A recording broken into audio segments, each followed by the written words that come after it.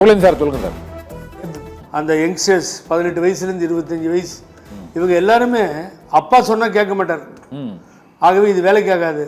அப்பா வெளியில் போனோடனே அம்மாவை கன்வின்ஸ் பண்ணுறாங்க, அக்காட்ட சொல்கிறாங்க நீங்கள் வந்து விசிலுக்கு போடுங்க, அப்பா கேட்டால் நம்ம இப்படி சொல்லிடுவோம், மாற்றி சொல்லிடுவோம்.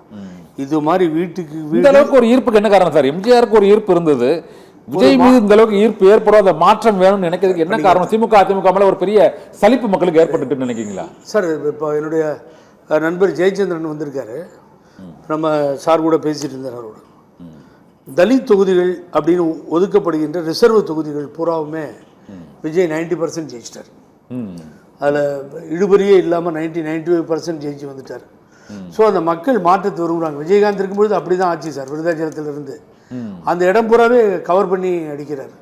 ஒரு வேட்பாளர் நான் சொல்கிறேன், நீங்கள் நம்ம தலித் மக்களோட கட்சிகளை நம்பலையா? புதிய தமிழகத்தையோ விடுதலை சிறுத்தை எல்லாருமே லூஸ் பண்ணிட்டாங்க. இதில் இவங்க அவங்கெல்லாம் இல்லை, இவங்க அவங்கெல்லாம் இல்லை, எல்லாருமே எல்லா கட்சிகளும்.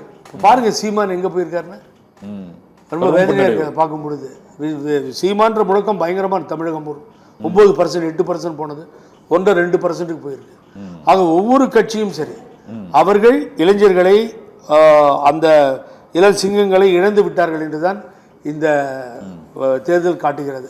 ஆனால் விஜய்க்கு அன்பான வேண்டுகோள் என்னன்னு கேட்டிங்கன்னா, நான் டிவி மூலியமாக நெஞ்சார நான் வாழ்த்திட்டேன், பாராட்டிட்டேன். அதில் I will not go back. மக்கள் தீர்ப்பே மகேசன் தீர்ப்பு. தலைவரை பற்றி கேட்டீங்க, விஜய் இன்னொரு எம்ஜிஆரா சொல்லுங்க சார். நீங்க அந்த கேள்வி தான் கேட்டீங்க. தலைவரோட யாரையுமே கம்பேர் பண்ண முடியாது. அவரையே கேட்டீங்கன்னா அவர் சொல்ல மாட்டார் நான் எம்ஜிஆர்னு சொல்லி. எம்ஜிஆர் அந்த தலைவருக்கு நிகரான தலைவர் இனி உலகத்தில் பிறக்க முடியாது. அவர் கண்ட தேர்தல் 72 கட்சி ஆரம்பித்து 73 திண்டுக்கல்ல ஜெயிக்கிறார். புது சின்னத்தை காமிச்சு கொடுக்குறார். அவர் தான் உயிரோட்டமாக இருந்தார். புதுவையில் ஆட்சி அமைக்கிறார். அது இல்லாமல் இவருக்கு ஒரு ப்ளஸ் பாயிண்டாக அமைஞ்சது விஜய்க்கு.